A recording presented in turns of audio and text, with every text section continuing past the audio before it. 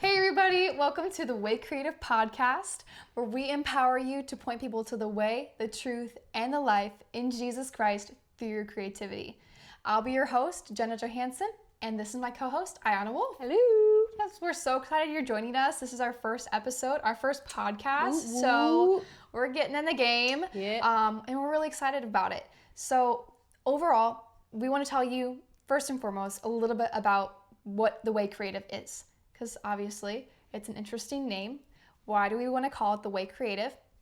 Well, back in the early days of the church, before we were called Christians, they were called followers of the way.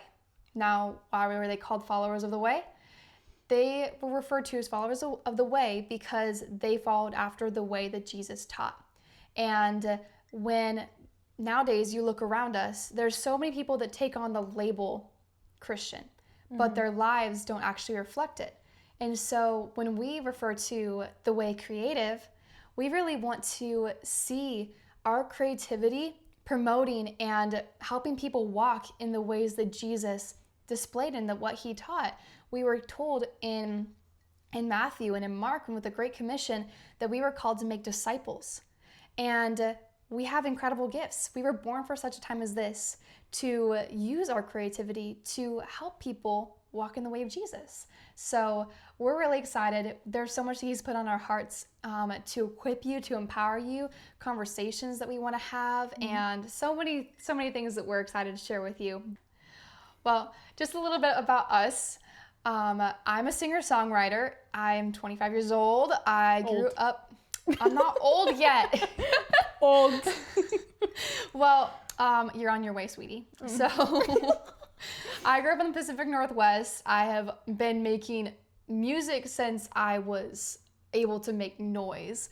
I've been writing songs since I learned how to scribble out my first words in pencil. But really, it was something that was always really special to me, especially with my relationship with God. I walked through a lot with my family, and just as we went through a lot of things together, worship really was the way that we fought through those things. And so creativity, worship, those things are so special and core to who I am. And so I've always considered myself a creative, a storyteller. I read books like crazy.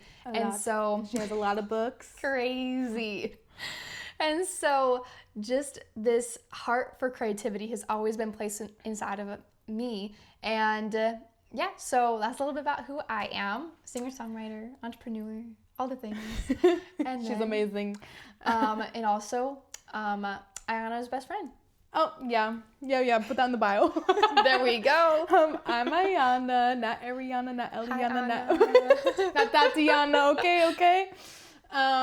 But also, I think my main love is songwriting, but I've been a creative in pretty much every field for forever. I grew up in a family that made silly skits, so if you see silly skits of me online with wigs, no, you didn't. Actually, share it.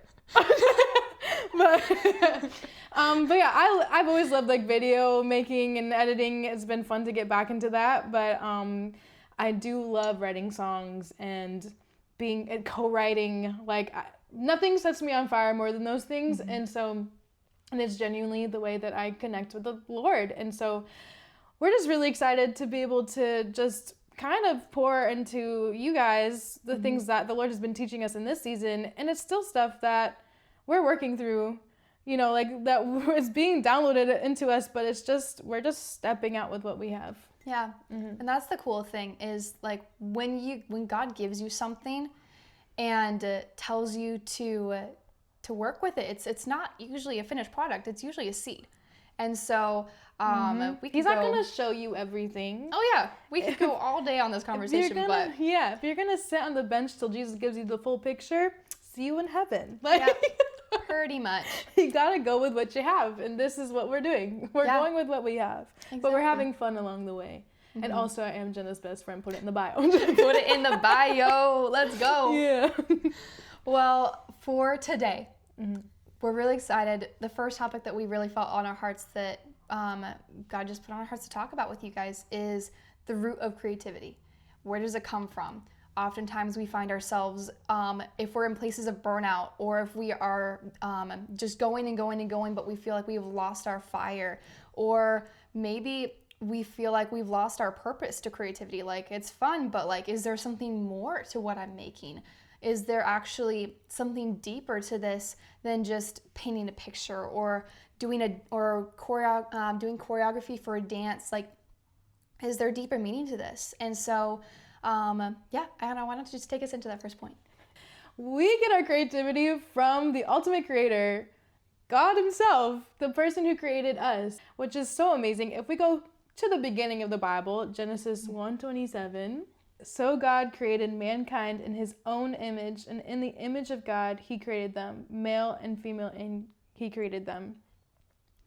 So God is the ultimate creator.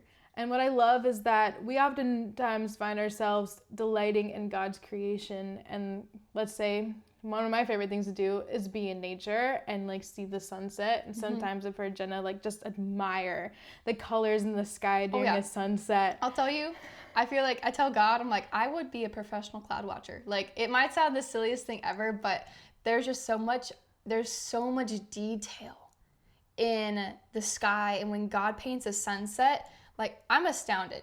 I'm astounded at just the uniqueness and the color and the art, and it's changing constantly. I'm like, God, I could just watch this all day long. It's beautiful. Yeah, it is. It is so beautiful. And again, like, we can just admire the things that God has created, like the mountains and just like the oceans and people. And like, the more you think about it, and God is a God of detail, and it's so amazing to see. But just as much as we delight in his creativity, he delights in ours. And so we get to use that not only as a tool to glorify God in our personal relationship, but also to share that with other people. No, I think that's beautiful, just because he's the one who gave us the ability to create. And not only does he give us the ability to create, but he also is the continuous source of our creative ability in that way. So when we dry up and we feel like we have nothing left out of our own strength, he's the source. Absolutely. And so he's the one who gave us these gifts. There's nothing that we create in and of itself, or we generated this value by ourselves. Everything that we have to give was first given to us. And so the same goes in our ability to create, and then our continuous inspiration to create. I think it's just beautiful that he has wired us that way. And we don't have to strive for that. That's the way that he created us. And yeah, we can rest in that. It's just beautiful. And yeah, this will go into our next point, but talking about, like, we were created in the image of our Father, but that shows that we are a reflection of him.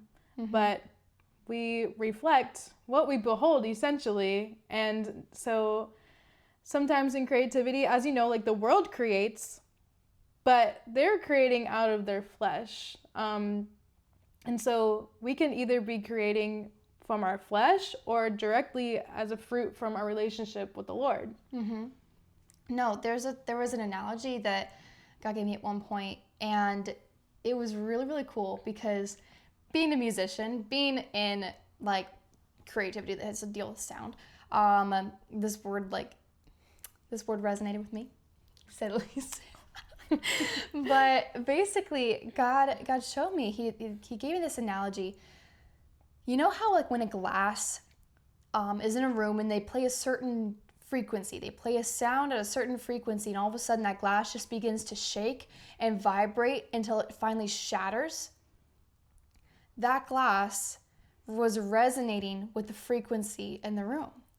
And as creatives, we are vessels of creativity. We're vessels for the world around us to be expressed.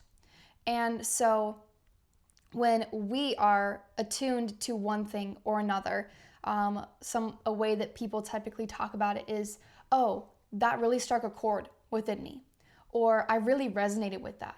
When we connect deeply with something, when we see something out there, when we hear a song or we hear a story or somebody says something profound that just really aligns with what we experience on the inside, we say, wow, I really resonate with that.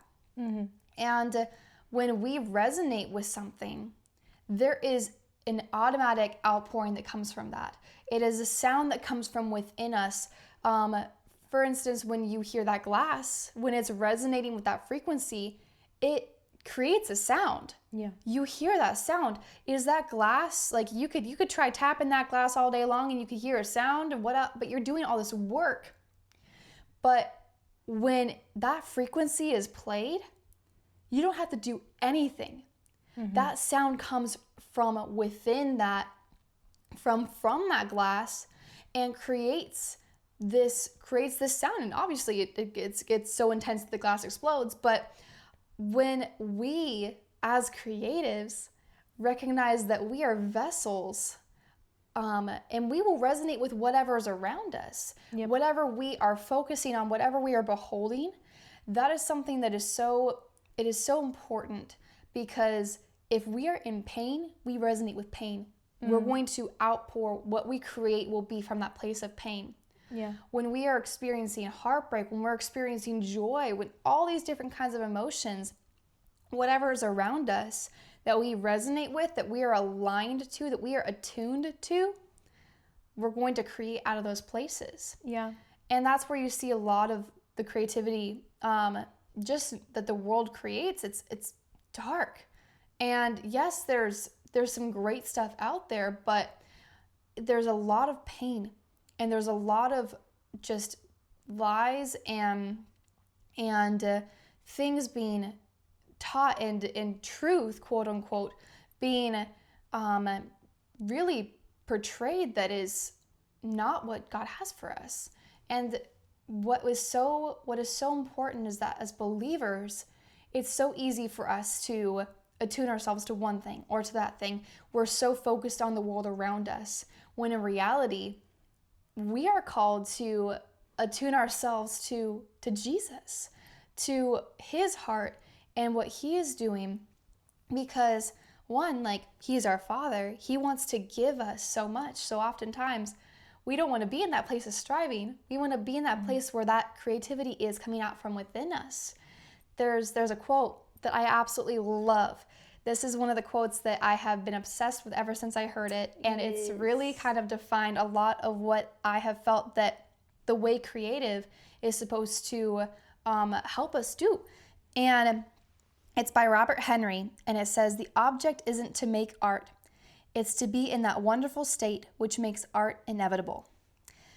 Now, I don't know about you, but I would say that the place that makes art inevitable for me is when I am spending time with Jesus.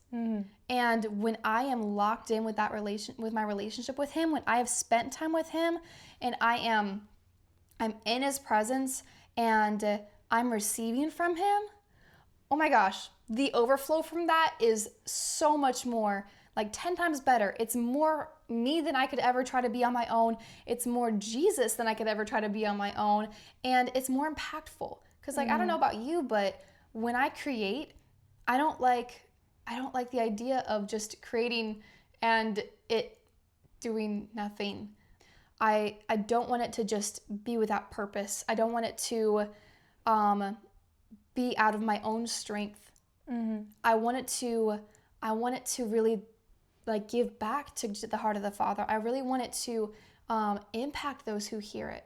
And if I'm striving to do that in my own strength, or put something together, or find the right words that someone's going to hear and it's going to change their life forever, I can't do that on my own. Right. That only comes from him.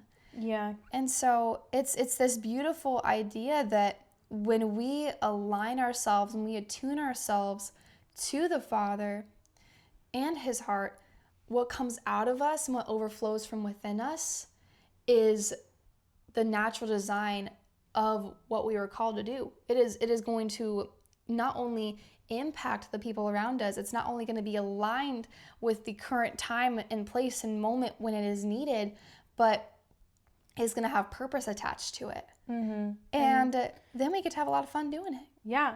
And to go back to like the resonance, we are reflecting God as we are image bearers. So, but we still have the possibility to be reflecting the world, because what are we consuming? Like, especially Oh my gosh, yeah.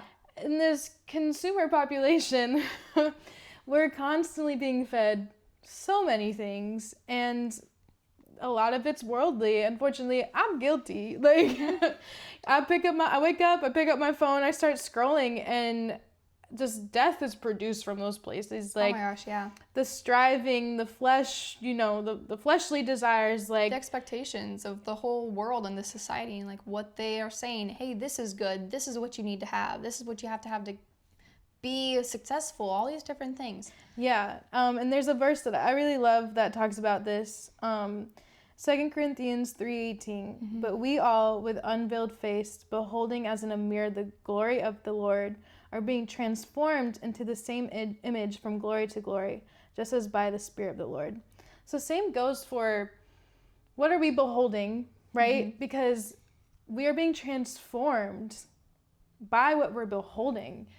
And we're either beholding the glory of God, we're either beholding God and his image and being transformed into that image. And through that is all the fruit of either, the fruit of the Spirit, or if we're beholding the things of the world and we're constantly on social media and we're constantly, just eating up all the ads and the TV shows and all the media, the worldly media, essentially we're going to have the negative fruit of that. And we're going to be producing out of flesh instead of out of the Spirit. Yeah. So just that element of, essentially, at the end of the day, we are image bearers of Christ. But again, what you behold will directly affect your creativity, what places you're creating out of. If I'm creating out of flesh, and flesh has an agenda with creativity. Yeah. As in, we're talking about striving and all those things. Like, when you're creating with the Lord, it's completely different, as in it's opposite, as in the world will tell you, you need to do more of this, and you need to get up there, and you need to be writing 30 pages a day, da-da-da-da. And not that those things are necessarily bad, but creating with the Lord is completely different, because it starts at his feet. It starts with that relationship. It starts with tuning yourself to him and spending that time with him.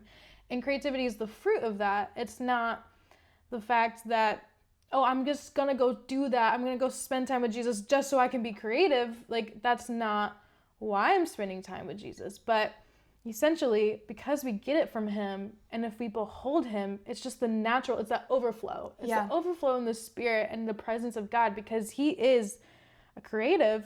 He is the creator. So creativity is flowing out of God continuously. Yeah.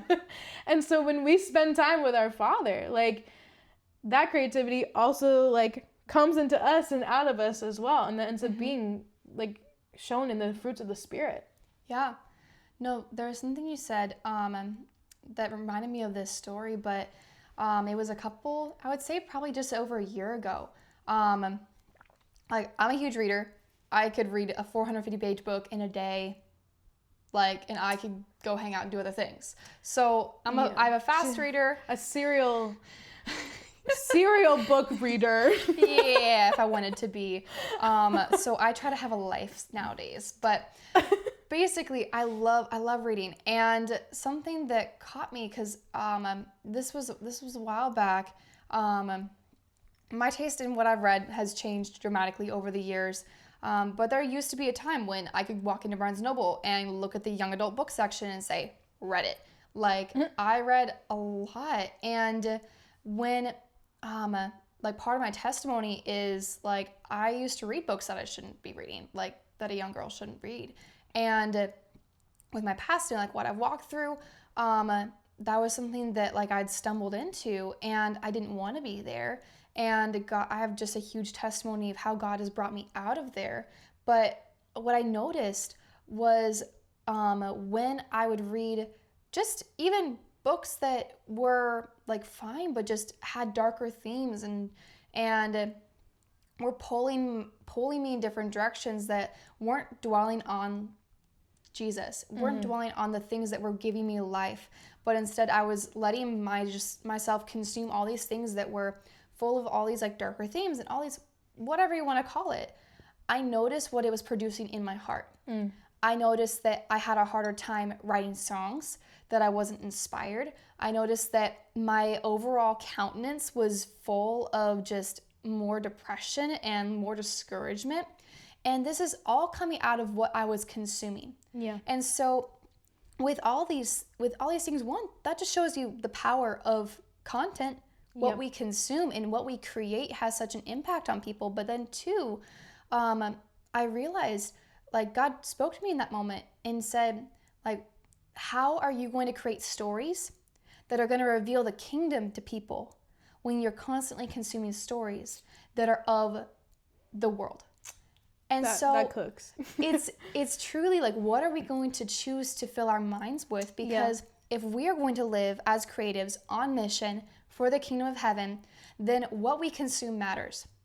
Yeah. What we're filling our minds with matters. And like what we behold, we will produce.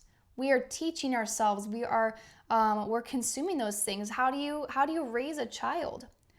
You're raising them and you're telling them things, but they're going to do what they see you do. They're going to replicate what examples are being shown to them. Yeah. And so if you are constantly placing examples ahead of you that are full of like darkness or depression or anxiety, all these different things, you're not going to be able to produce out of the kingdom of heaven when you're constantly placing the world before you.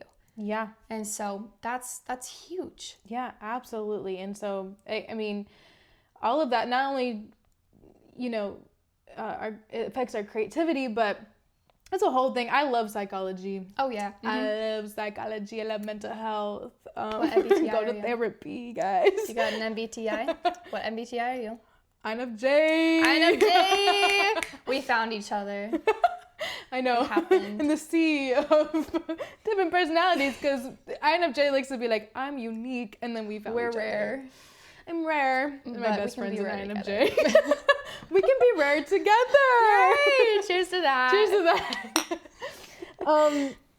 But just on that note of like, it affects your creativity because it all starts with your mind essentially, and then it goes to your mind and it controls your thoughts, and then whatever your thoughts go to your your words, and then your words produce your actions, and it snowballs, and your actions like is where you're creating from. And then also I'm thinking of the scripture, out of the abundance of the heart the mouth speaks. So what are we consuming? Like, as creatives, we are going to reflect what we're consuming at the end of the day, and what we're choosing to align ourselves to, whatever our thought patterns are. Yeah. And then on another note about like creating from the flesh and stuff, and I was talking about like just it having an agenda. Like, there are times where I'm like, I'm gonna specifically create like this. Like I tell myself what I'm gonna create. I'm like, I'm gonna create this fun song, like a high BPM and whatever. The high BPM. And then I sit down at the instrument. Ballad. And how'd you know? All my songs are like at least all my songs are like a low BPM. I'm sorry, guys. I have a lot to say. She's like, let's talk about past drama now. Okay. Now. Hey, I do it. I'm like, I'm gonna write a song. That's gonna be like, let's gonna get down to it. Let's go. And then I'm like, crying. Therapy.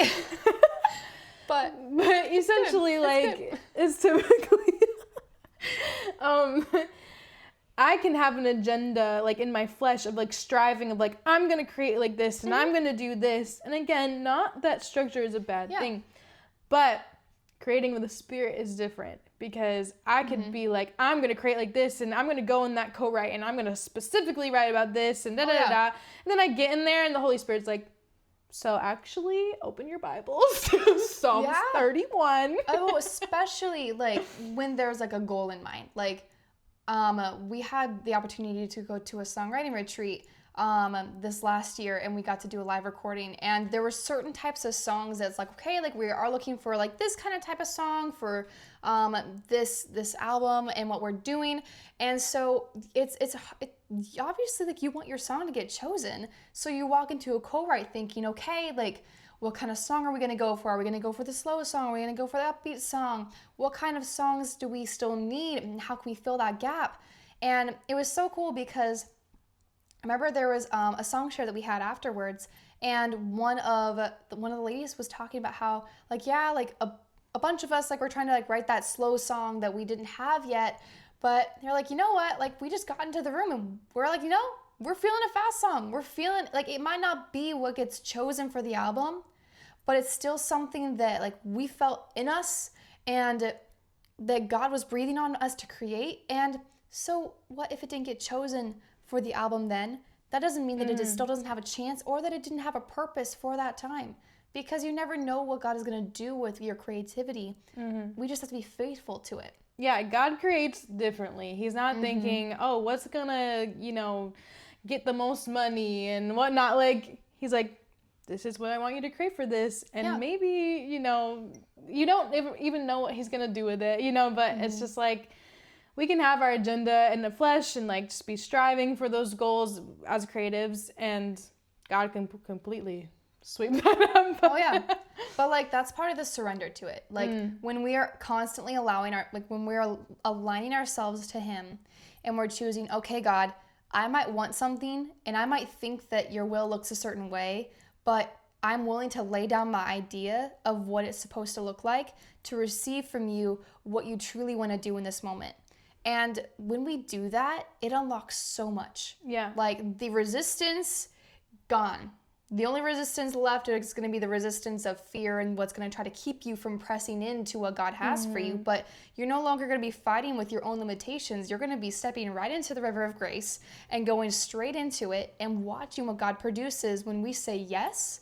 Oh my gosh. Yeah, and I think that can be really hard for a lot of creatives because, okay, so you're a huge visionary. Yes. And I feel like a lot of creatives probably are. I guess I'm more type B. And like, I'm kind of go with the flow, man. But, but you're the visionary. And that can be really hard to surrender that. And that's what we were saying at the very beginning is like, God's not going to give you the full picture. And we constantly have to lay that down and surrender because we're dreamers and we're perfectionists and we're like, it has to look like this. And I want it to look like this. And I need it to be this big. And I want to do 3 albums in a world tour, you know what I mean? Whatever we we're like, oh yes, like we can dream. And it really is an act of surrender when you're choosing to create with God and you're choosing to align yourself with him and say, okay, God, I want what you want, and creating from that place, and it will transform how you create. Yeah, 100%. And like it really then just ties into like, how do we do that? How do we tie into what he's doing? How do we step out of the place of, okay, I'm just creating what I want to create because I love it, and then stepping into, okay, let's create with Jesus. Like that truly comes from a lifestyle of abiding. Yeah. 1,000%. As when we abide in Jesus, there's a verse in John, I'll pull that up, John 15:4-5. It says, abide in me and I in you. As the branch cannot bear fruit by itself unless it abides in the vine, neither can you unless you abide in me. I am the vine and you are the branches. Whoever abides in me and I in him, he it is that bears much fruit. Okay, this is the key part though. For apart from me, you can do nothing. That verse, Fire. hits because it reveals where the value comes from. Like if you look at a vine and you look at the branches, like you could have a branch that is full of life, that's doing its thing because it is in a posture of receiving value from the vine. But then you have another branch that's all shriveled up. It's still connected to the vine, but it's all shriveled up. That's because it might be attached, but it's not abiding. It's not in a posture of receiving from the vine what God wants to give them. And so we can be hearers of the word, but we don't have to be doers of the word. That's still a choice that we have to make. And so this is not just a requirement for creatives, but this is a requirement for all of us. Yeah. But what is so important in our responsibility as creatives is because we know that our gifts have been given to benefit those around us. And if we don't stay in that posture of receiving from the Lord, we're not going to have any value to give. I mean, this goes for anyone. No matter if you're making a song or you're starting a business or you are delivering mail every day. Right. Like, the value that we give is so much bigger than just what we produce, but also in our relationships. And we're not generating any of this on our own. We can't give anything that we haven't already been given. And first of all, God has given us so much. Yeah. It is our responsibility to be grateful and to recognize the value in what he's given us, to receive it. Once we receive it, then we can begin to give it. Yeah. But if we're in a place where we're burnt out and we've poured out so much and we feel like we're empty, we need to get back into that secret place. Mm-hmm. We need to stay there, because however you connect with God, if we don't make time and prioritize those things, we're going to run out really quick, because, I mean, we're not infinite vessels. We don't hold a lot in us. And if we Lord don't knows. start, if we run out, good news is that God is pretty good at filling us up pretty quick. Yes. Yeah, when it comes to connecting with the Lord, like, I'll give you a resource at the end of the episode. Oh yeah, we got if you want to know how you connect with the Lord. But if you know how to connect with the Lord, what I learned about myself is, voice of all. Worship. I connect with the Lord through worship, and obviously, like, as a musician and a songwriter, like, yes, I connect with the Lord in those ways. But also, I love being outside. Amen. I need the sun. Jenna, what do I say all the time? That means I need to go outside. I need to go touch some grass. I need to go touch some grass. Can I get an amen? Hallelujah. Especially, okay, daylight savings, okay? It makes me want to pull my hair out. All right. But, like, genuinely, like, especially on Saturday mornings, the people that know me, I like to go grab my hammock. I like to be in a specific place. I'm not giving away my place to the people. To the masses. Right. I don't need people stealing my hammock trees.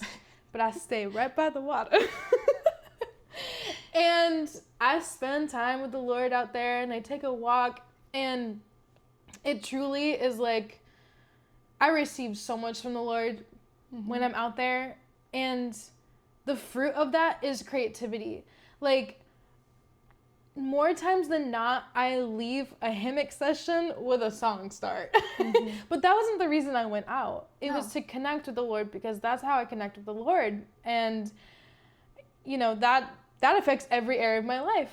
We need to be connecting with the Lord. He needs to be our number one priority. But one of the amazing fruit of that is connecting with the Creator. And as a creative, just naturally out of that place, like, I could be ranting to the Lord for 3 hours. I'm sitting there journaling, like, okay, that's another thing. I journal.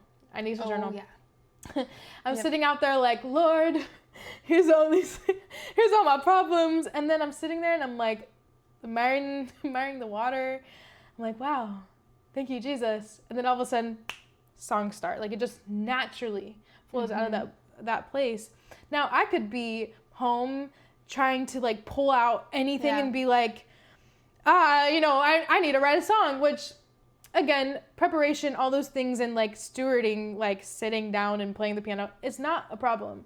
I'm just more so saying, like, if I'm grabbing from a place for my flesh, and, like, if I'm an empty cup, I'm just trying to create from a place of emptiness, I'm going to be pulling from all the wrong things, all the wrong tools. What do we have to pull from if we haven't gone to the Father? We're going to then begin to pull from all the other things that we see around us. And it's just not... Yeah, exactly. And so I will feel so refreshed. Like, you spend the time with the Lord, and again, it's just a natural fruit. Like, those ideas are just naturally birthed out of those places. it's so fun. Like, it's so amazing. Like, I love that. Like, I'm like, thank you, God. Like, I got to spend a wonderful morning with you and sort out all my problems. But then I go home and I'm like, Jenna, I have a song starter. Hey. Like, I could be like dried out the entire week. I could be struggling the entire week and feel absolutely nothing creatively. And then I go spend time with Jesus because, as I should be, but out of that place, it's just birthed. It's just like I'm lining myself up with God and his thoughts. And he'll start dropping scriptures into my spirit. And next thing you know, it's like, oh, and the Lord gave me a song to start. Yeah. Like, because that's the way that I communicate with him. And he communicates with me. And he's like, here's an idea. And it just continues my my time with the Lord, because I'm still connecting with him. And I'm putting melody to that. And it's just birthed out of such a beautiful place. Yeah. No, it is truly wonderful, because when we're coming at it from this place of really building a lifestyle that is around our relationship with God. This is something that like really convicted me a while back, because I go to church. I've been called a church girl. I have, like, during high school when I was able to be dual enrolled, and so I had more time in my schedule. Okay, smart. Had the college classes, but so did you, girl. So I know. We both smart. INFJ. Hey. But like, I had all this time in my hands, and I was at my church. I was an intern. I loved being around the environment and the culture, and I had a great community. I was really blessed with that. I know that's not the case for some people, but just I was really blessed with that. And I've oftentimes, like, I serve a lot. I pour myself into a lot of ministries. I do a lot of those things. And it hit me, this was probably a year and a half ago, when I realized that I had built my life around serving God in the church, but my life wasn't necessarily built around my relationship with God. And it was really it was a subtle difference. But you can be doing all the same things, but what you're building around, my identity was in what I was doing. Yeah. And when I got the chance to be on staff at my church for a little while, and what that showed me, that revealed a lot of things in me about how I'd place my identity in all these different things, and in my ability to perform, and all these things that were not what God had called me to place my identity in. And when I got the chance to step back from that and really then just reset and learn how to rest, learn how to build my lifestyle around my relationship with God rather than what I could do for him, that changed everything. Absolutely. And it's like, wow, like, I'm not stressed anymore. Like, I can actually dream of these things, dream and create and do all the things that I love, but without feeling like I'm burnt out or pulling from the empty cup, because it was no longer my identity, who I am in my life, and what I'm receiving life from wasn't what I did for God, but my relationship with him. Yeah. And that has come out in so many ways. Like, now learning how to prioritize that time with the Lord. Prioritize that time where it's just me and him and we're talking about things. And lately it's been just diving into the word like crazy, because I feel like every time I go in there, I'm discovering something new and it's beautiful. And there's so much revelation that comes from that. So many ideas. And truly, I know that that's the way, like, we have been called to live as creatives. We've been called to be locked in to relationship with him. And first and foremost, like, that creativity comes from when we delight in him. And it's not to go off and change the world. It's not for all these crazy things, but the core of it is because he delights in us. Yeah. And we get to delight in him. And like, here's the thing, we're gonna talk about the Great Commission in a few minutes, but just no matter what our creativity goes off and does in the world, that core of being able to be creative with God, is the delight and the joy in that is you don't want to trade that. And you can only find that when you abide and when you spend that time with him. And that in itself is so fulfilling. So essentially, we get our image from Christ. We get our identity from Christ. And when we align ourselves with that and we abide in him, the natural fruit of that is creativity. Oh, yeah. But then we're not supposed to just sit on that creativity. No. We're supposed to be good stewards of our creativity and pour it out. And again, God has the ultimate say on what happens when you pour that out. And it's how just, it even works. It's just obedience. And like, for instance, with songwriting, like I got a lot of co-writes under my belt. And I'm telling you, like, I feel so fulfilled in those sessions of some of those songs have gone out, to different states and, traveled around churches, which has been so amazing to see. But some of those songs were just meant for us to be worshiping together in that room, like, and that still glorified God. That's still, like, God still delighted in that moment. And to me, there's no waste in that. Like, there's no waste in that. But when he's calling us to share our creativity, like, he didn't just give us our creative gifts just so it could be between us and him, which, of course, there's those moments. And again, those moments don't go to waste. Like, I love, honestly, sometimes my favorite things that I've created are the things that stay between me and God, But again, he didn't just go, oh, Jenna, I'm going to give you the ability to songwrite just so you can be in your prayer closet and write that with me and then go into your 9 to 5 and do absolutely nothing. Like, he gave us these tools of creativity to glorify him and to propel the gospel and to touch people's lives in the ways that we're reflecting him in our creativity. We're supposed to go take that out into the world and reflect him in those places in media and songs and videos and TV shows and books. Like, he's given us these tools and he wants us to steward them. Like, there's typically, like, my best way of, like, categorizing people is like two ways, is like, for me anyways, for the people that I've met, okay, is like, there's the creatives and there's like the business, strategy minded. I mean, Jenna's both, but that's besides the point. She's an anomaly. I'm just kidding. No. That's not uncommon. But typically you see, let's say, if you were called to be a doctor or you were called to start a law firm or stuff like that, you see those things taken way more seriously than God saying, hey, I've called you to paint and make paintings that glorify me, or I've called you to songwrite. Like, we typically take creativity as just like a fun little side gig, like, it's a thing God gave me, but I like to write silly songs and whatnot. Like, I mean, I did that for the majority of my life, like, until I went to my first songwriting retreat, actually. And I was like, whoa, like, I co-wrote for the first time, and we were writing worship, and it was a Christian co-write. And my soul caught on fire in that moment.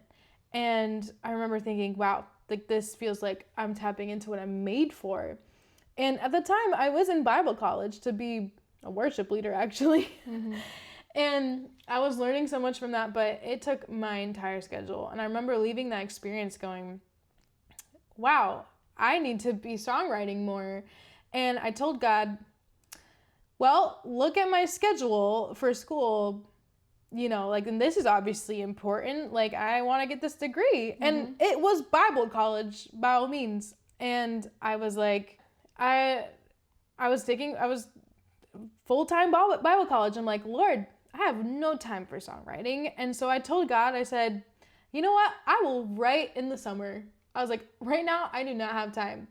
Long story short, God called me out of the Bible college. I did not sign up for that next semester. And he said, take songwriting seriously now. And it was crazy. And for the first time in my life, I saw it as something serious. Like, oh, God, I just, I've been just creating for fun and just like alone, and I'll show my friends and family like this silly song that I wrote, I just made this up on the piano.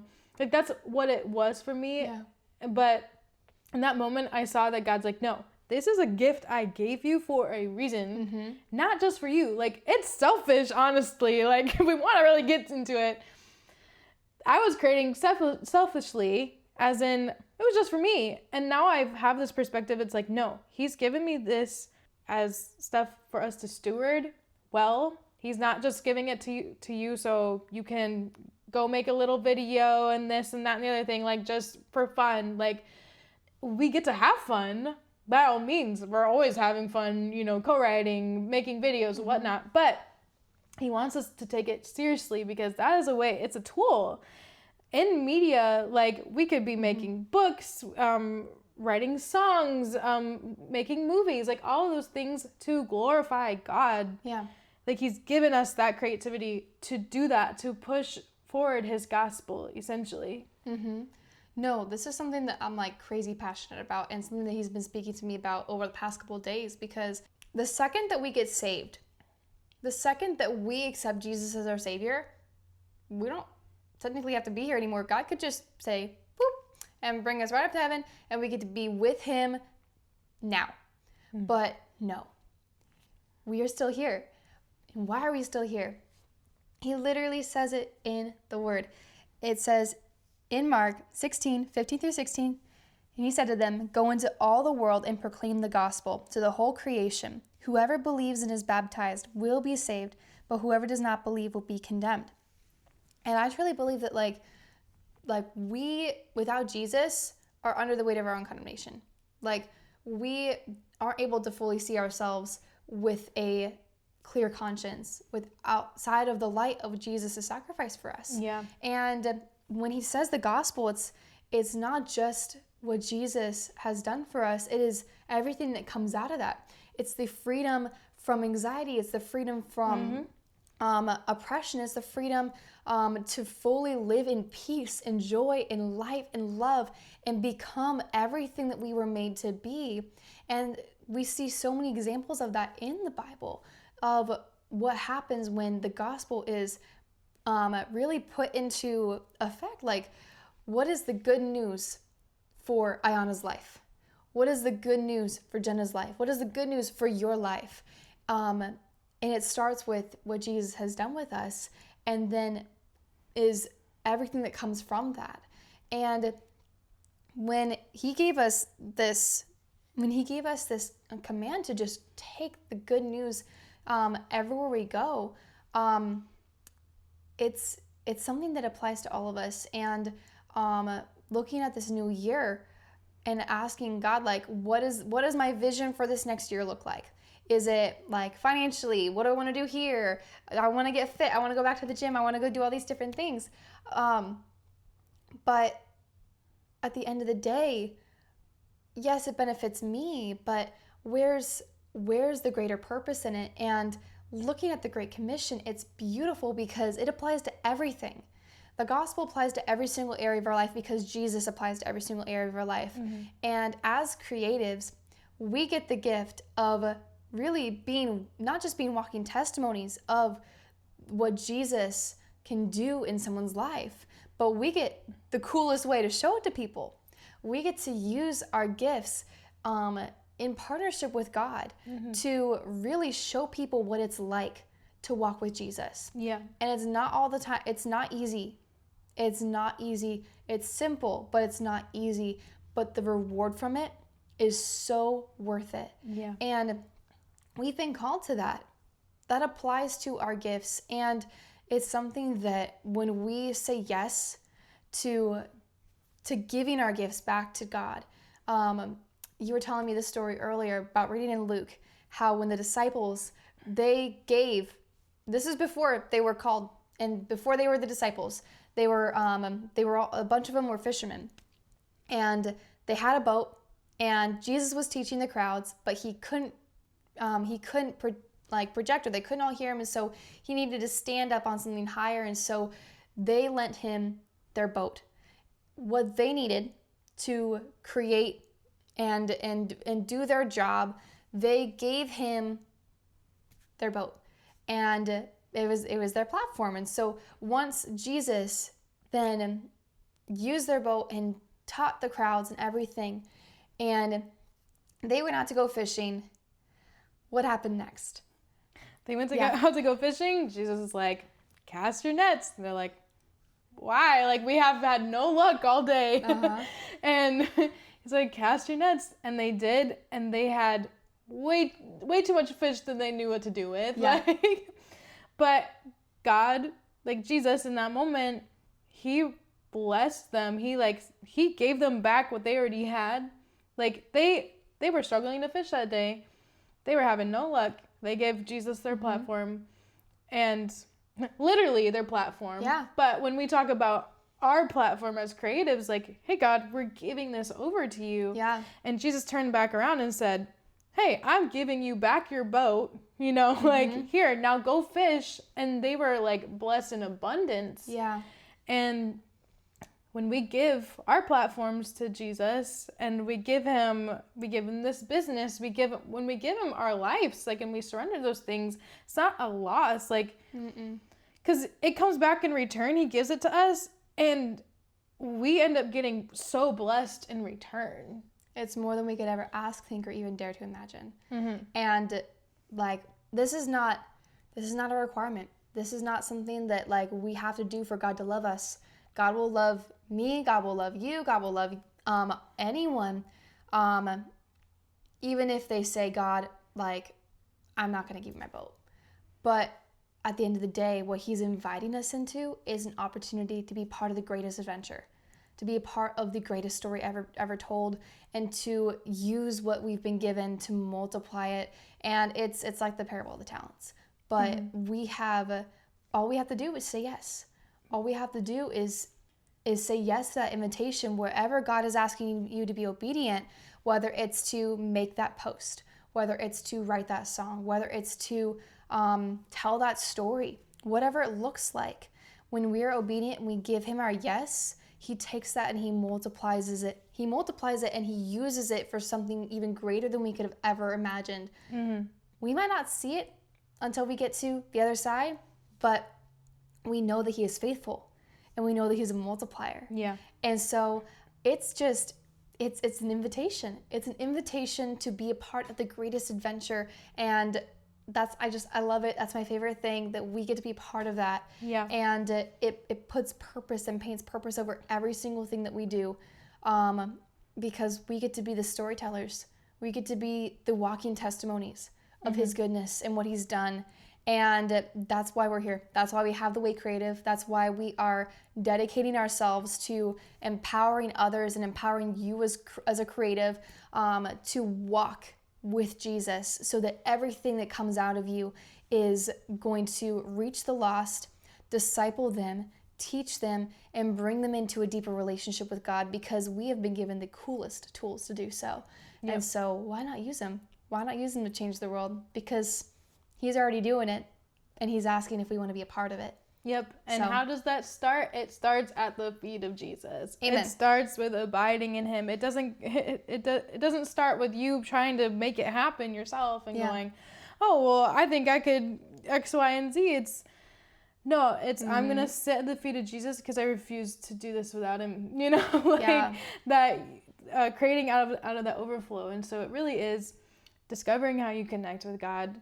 And there's this really great resource that, like, a few years ago, my church was doing, but Mercy Culture Church.